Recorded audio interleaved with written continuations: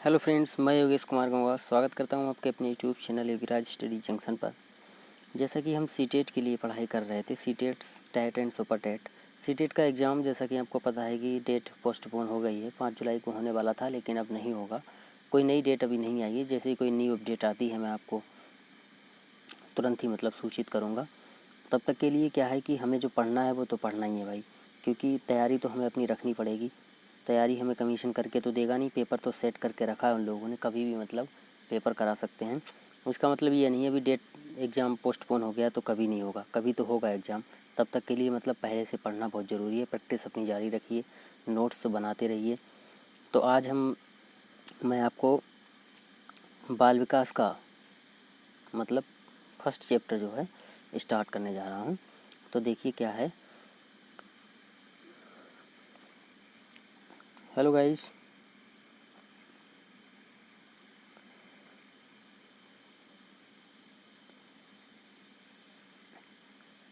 देखिए शिक्षा मनोविज्ञान एवं अध्ययन विधियाँ। ठीक है, क्या स्टार्ट करेंगे? शिक्षा मनोविज्ञान एवं अध्ययन की विधियाँ। ठीक है, सबसे पहले क्या पढ़ेंगे कि एजुकेशन क्या है, ये कॉन्सेप्ट जो है एजुकेशन ये है क्या। ठीक है, तो शिक्षा शब्द की जो उत्पत्ति है वो संस्कृत भाषा के शिक्ष धातु से हुई है।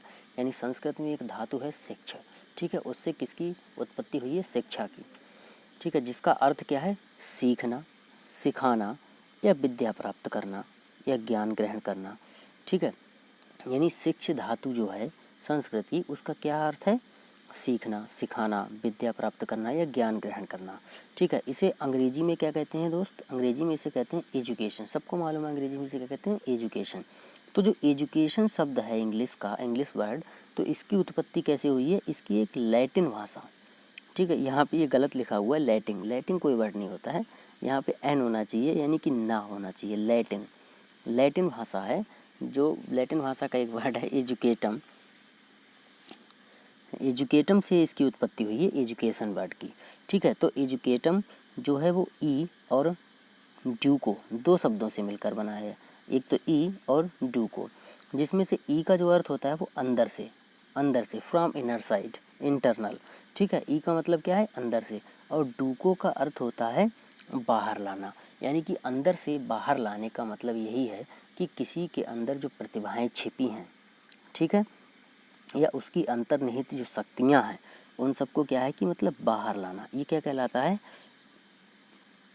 ठीक है, यही कहलाता है एजुकेशन। ठीक, तो ये एक छोटी सी डेफिनीशन एजुकेशन की हो गई। कभी कभी पूछ लेता है एग्जाम में कि एजुकेशन की डेफिनीशन निम्न में से कौन सी सही है या किसके द्वारा दी गई है। तो ऐसी हम कई डेफिनीशंस अभी पढ़ने वाले हैं, इसमें कोई बड़ी बात नहीं है। तो यहाँ तक आपको समझ में आया होगा। चलते हैं नेक्स्ट पेज की ओर। अब देखिए गाइस, इसमें क्या दे रखा है कि एजुकेशन के दो समानार्थी शब्द हैं। देखिए एजुकेशन के क्या है कि दो समानार्थी शब्द हैं। दो समानार्थी शब्द जो हैं इसमें, वो देखिए, इसमें एक तो क्या है? एजुकेयर और दूसरा है एजुसियर। ठीक, एजुकेयर का मतलब क्या है? नेतृत्व करना। और एजुसियर का मतलब क्या है? आगे बढ़ाना। ठीक है, अब जैसे किसी का आप पहले उसको गाइड करेंगे। ठीक है, नेतृत्व का मतलब क्या है कि किसी को गाइडेंस देना। ठीक, मार्गदर्शन करना किसी का।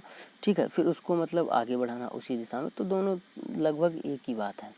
ठीक है, तो ये क्या है कि एजुकेशन शब्द के ही क्या है? एजुकेशन, शिक्षा जो है उसके दो समानार्थी हो गए। ठीक, सिनोनिम्स हो गए। अब देखिए शिक्षा के जो अर्थ हैं, मायने शिक्षा के क्या है, यानी कि शिक्षा की जो मीनिंग्स हैं वो क्या क्या है। ठीक, तो शिक्षा के दो अर्थ हैं, एक तो संकुचित है और दूसरा क्या है? व्यापक है। संकुचित का मतलब ये है कि जिसमें जिसको लिमिटेशंस दे रखी हैं, इसमें बहुत छोटी सी बात कही गई है उसके बारे में। और व्यापक का मतलब ये है कि उसको एकदम से थोड़ा ब्रॉड करके, ठीक है, तो वो कहलाता है व्यापक। तो देखिए संकुचित अर्थ में क्या आता है? संकुचित अर्थ में आती है देखिए औपचारिक शिक्षा और विद्यालय शिक्षा। जो विद्यालय शिक्षा का मतलब क्या है? औपचारिक का मतलब क्या है? जो टर्म्स एंड नॉर्म्स दोनों से घिरी होती है, वो क्या कहलाती है? औपचारिक शिक्षा होती है, जिसमें कुछ रूल्स होते हैं। ठीक है, और व्यापक अर्थ का मतलब इसमें अनौपचारिक शिक्षा, इसमें कोई कंटिन्यूटी नहीं होती है। ठीक है, और किसी भी तरह का कोई भी एक तरह से कह सकते हैं हम कि ज़्यादा रूल्स नहीं होते हैं। ठीक है, और फिर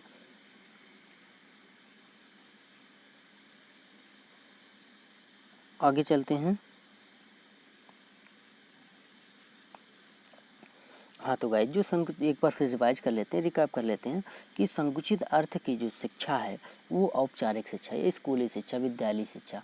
विद्यालय शिक्षा में क्या है कि मतलब बच्चों को डिसिप्लिन में रहना होता है, अनुशासन में रहना होता है। लेकिन जो अनौपचारिक शिक्षा है यानी कि व्यापक अर्थ जो है शिक्षा का अनौपचारिक में, तो उसमें क्या है कि हमें मतलब ज़्यादा डिसिप्लिन में नहीं रहना है, कोई भी रूल्स नहीं है, ठीक है।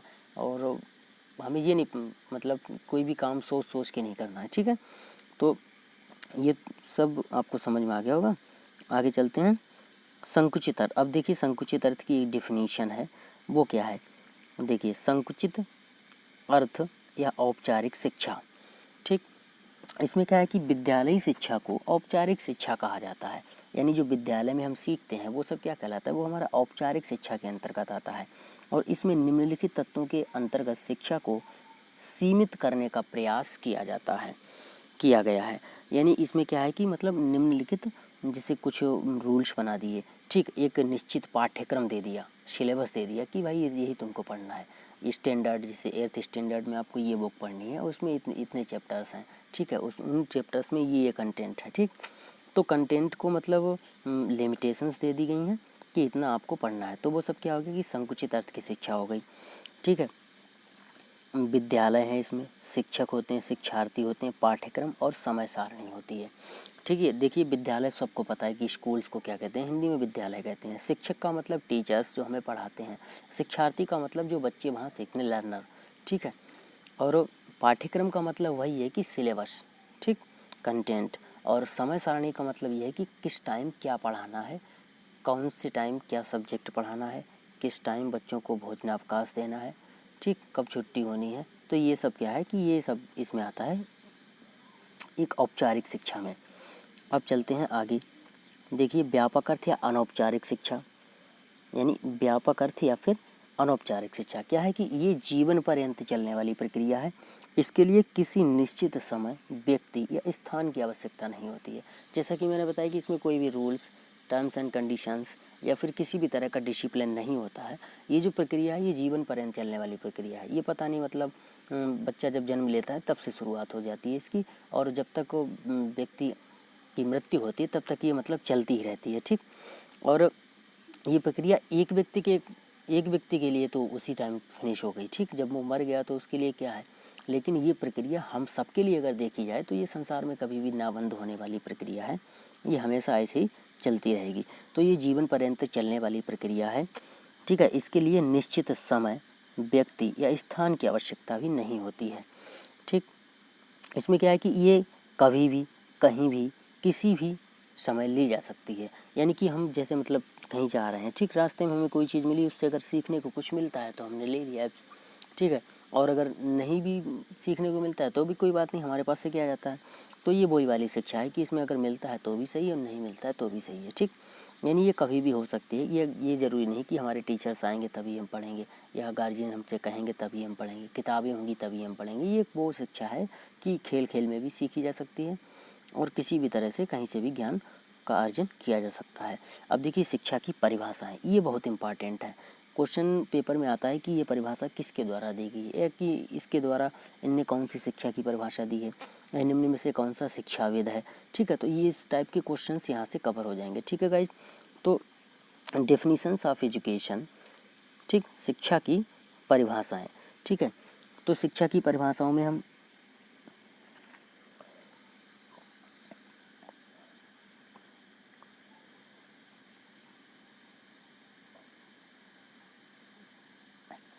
शिक्षा की परिभाषा देखिए श्रीमद् भागवत गीता के अनुसार, ठीक, श्रीमद् भागवत गीता में शिक्षा की एक परिभाषा दी गई है। वो क्या है, वो ये है कि आत्मज्ञान व विराट पुरुष का ज्ञान ही शिक्षा है। आत्मज्ञान यानी अपना स्वयं का ज्ञान, और विराट पुरुष का मतलब यह है कि कोई भी महान पुरुष, ठीक, उसका जो ज्ञान है, ठीक है, वही क्या है, शिक्षा है। दूसरी डेफिनेशन किसके अनुसार है, शंकराचार्य या उपनिषद के अनुसार। शंकराचार्य गुरु हैं, उनके अनुसार, या फिर उपनिषद, ठीक, जो वेद हैं फिर उनके उपनिषद हैं, तो उनके अनुसार क्या दी गई है। तो वो ये है कि मतलब सामान्यता, सामान्यता विद्या, नहीं सॉरी, ये सामान्यता नहीं, ये संस्कृत की एक सूक्ति लिखी हुई है। ये लिखा हुआ है कि सा विद्या या विमुक्तये, सा विद्या या विमुक्तये, सा विद्या या विमुक्तये। ठीक है, अर्थात जिससे जिससे मुक्ति मिले वो शिक्षा है, जिससे मुक्ति मिले वो शिक्षा है।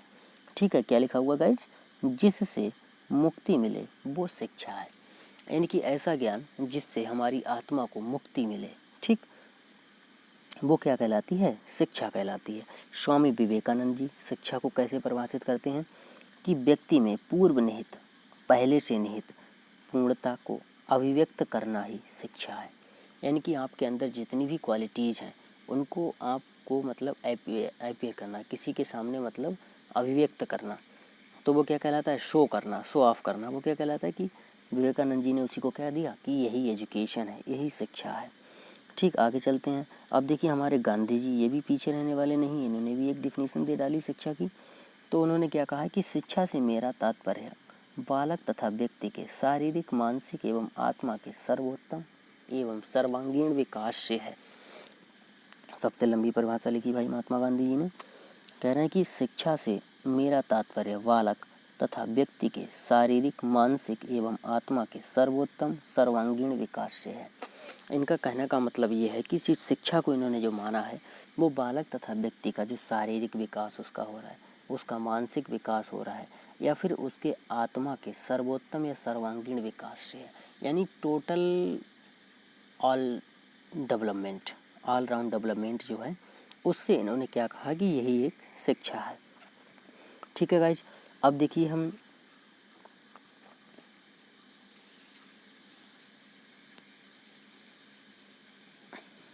मनोविज्ञान पढ़ रहे हैं, तो अब मनोविज्ञान की भी परिभाषा हमें आनी चाहिए कि भाई साइकोलॉजी है क्या।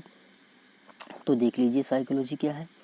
मनोविज्ञान शब्द ग्रीक भाषा के साइको प्लस लोगस, दो शब्दों से मिलकर बना है, साइको प्लस लोगस। ठीक है, दो शब्दों से मिलकर बना है, जहाँ साइको का अर्थ क्या होता है, आत्मा, और लोगोस का अर्थ क्या होता है, अध्ययन करना। ठीक, गैरेट ने सर्वप्रथम इसका नाम मनोविज्ञान बताया।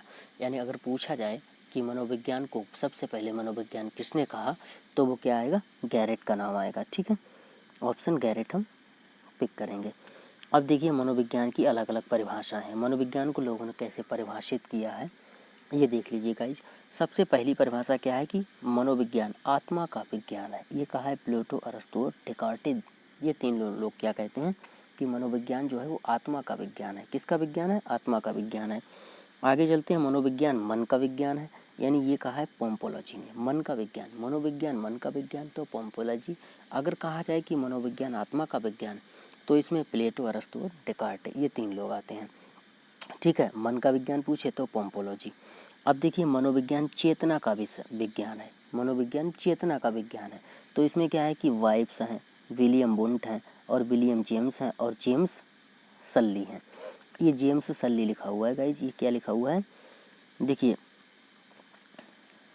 इसमें कौन कौन है, एक तो है वाइब, फिर विलियम वुंट, फिर विलियम जेम्स, और ये लास्ट में जो लिखा हुआ है कॉमा करके ये है जेम्स सल्ली। ठीक, जेम्स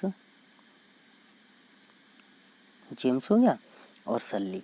ठीक, अब मनोविज्ञान व्यवहार का विज्ञान, एक और डिफिनीशन, मनोविज्ञान व्यवहार का विज्ञान है, तो ये वाटसन, स्किनर और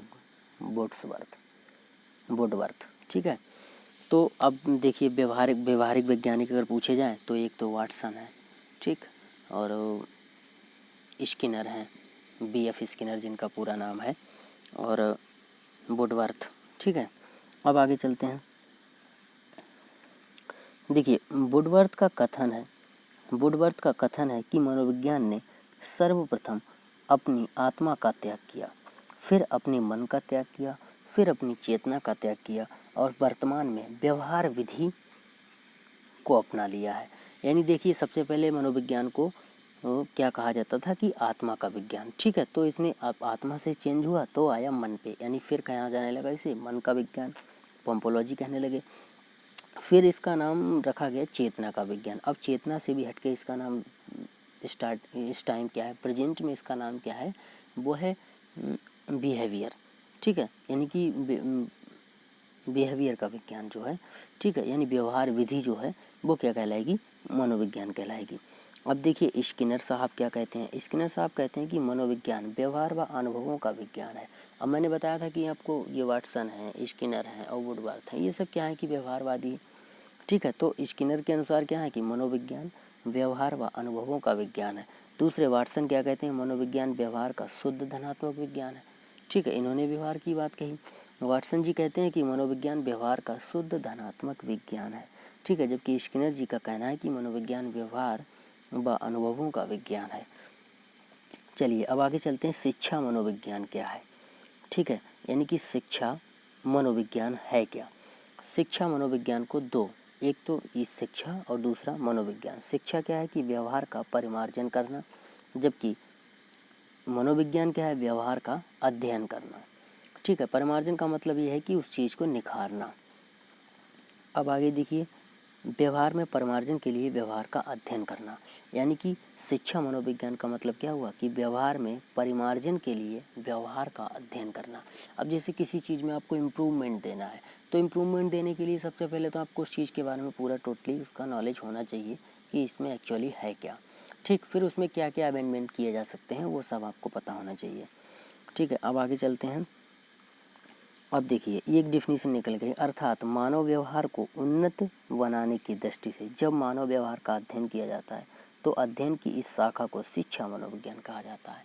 यानी कि मानव के जो व्यवहार को क्या किया जाता है, मतलब मानव के व्यवहार को उन्नत बनाने की, उत्कृष्ट करने की, ठीक है, दृष्टि से जब मानव के व्यवहार का अध्ययन किया जाता है तो उसे हम क्या कहते हैं कि उसकी इस शाखा को क्या कहते हैं, शिक्षा मनोविज्ञान कहते हैं। ठीक, अब देखिए फिर से स्किनर और फिर से क्या कहते हैं, स्किनर फिर से कहते हैं, स्किनर के अनुसार शिक्षा मनोविज्ञान अध्यापकों की तैयारी का आधारशिला है। ठीक है, अब जैसे शिक्षा मनोविज्ञान क्या है कि अध्यापकों की तैयारी की आधारशिला है। जैसे अब शिक्षा मनोविज्ञान, जैसे हमें कुछ पढ़ाना है बच्चे को, ठीक, तो पहले हम क्या सोचें कि हम जिस क्लास को पढ़ाने जाते हैं उसका स्टैंडर्ड क्या है, उन बच्चों की बैकग्राउंड क्या है, वो मतलब तो जैसे एकदम से हम तो नहीं पढ़ाएं, जैसे हमें ईंधन फ्यूल पढ़ाना है क्लास में तो एकदम से हम टॉपिक नहीं ले देते हैं ईंधन।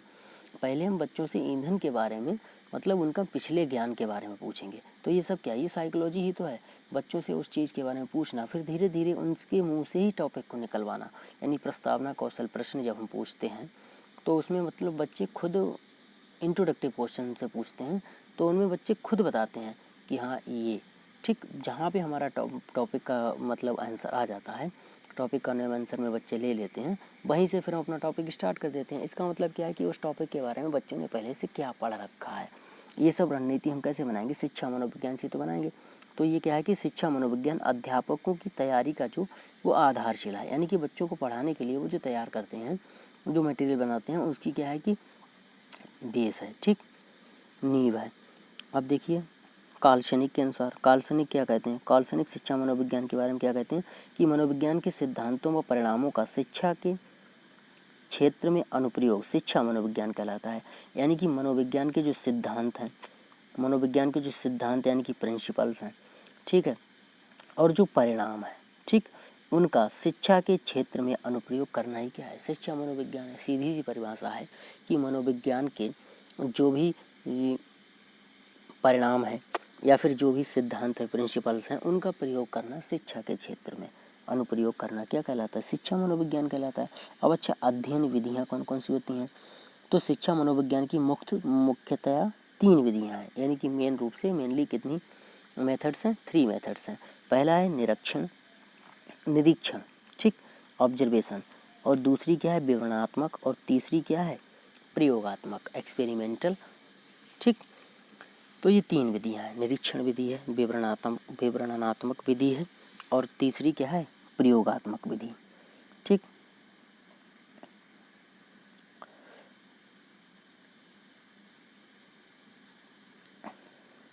तो ये 3 विधियाँ हैं गाइस। इसके आगे मतलब इन विधियों के बारे में हम आगे कल पढ़ेंगे। तब तक के लिए आप एक बार इसको मतलब पढ़ लीजिएगा अच्छे से, वीडियो अच्छा लगे तो आपको, और इन क्वेश्चन को, इन टॉपिक्स को क्या है कि मतलब एकदम से आप नोट, ये CDP पे पहला वीडियो है, यानी कि ये चाइल्ड डेवलपमेंट पे पहला वीडियो है, तो इसको मतलब एक नोटबुक में नोट करते चलिए। ये सारी चीज़ें आती हैं एग्जाम्स में। ये थोड़ा मतलब आपको लगेगा कि हाँ ये बोरियत है, मतलब इसका जो सिलेबस है वो है ऐसा ही। भाई आप जब बीएड के पेपर देने जाते हैं या फिर बीटीसी का पेपर देने जाते हैं तो क्या इतना मतलब पढ़ते हैं, तो ऐसा ही तो सिलेबस होता है उसमें।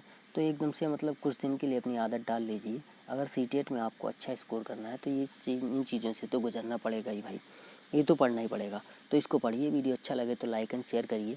अपने एफबी पेज, व्हाट्सअप, इंस्टा जहाँ भी करना चाहें वहाँ कर सकते हैं शेयर। और गाइस एक बात बता दूं मैं आपको कि ये जो मेरा चैनल है विराज स्टडी जंक्शन, इसको सब्सक्राइब कर लीजिए। बेल आइकन को तो प्रेस कर लीजिए ताकि लेटेस्ट वीडियो का नोटिफिकेशन आपको सबसे पहले मिले, ठीक है। और इस टाइप की जितनी भी वीडियो हैं वो मैं डालता रहता हूँ, वो सारी वीडियो आपको मिलती रहें। इस टाइम क्या है कि मतलब CTET, TET and super TET, इन तीनों के लिए ही मैं पढ़ा रहा हूँ, ठीक है। बाकी मतलब मटेरियल तो जैसे मैथ्स है और पॉलिटी पढ़ाता हूँ, ठीक है, ईवीएस पढ़ाता हूँ। तो ये तो कहीं भी पूछा जा सकता है, मतलब कहीं के लिए भी हो सकता है, ठीक है। किसी भी वनडे एग्जाम्स में यहाँ से क्वेश्चंस आते हैं। लेकिन अगर पूछा जाए आपसे कि बाल विकास है, ठीक, तो ये मतलब केवल इसी के लिए है, TET, CTET and super TET के लिए। तब तक के लिए बाय गाइस, मिलते हैं फिर कल एक नए कॉन्सेप्ट के साथ। ओके।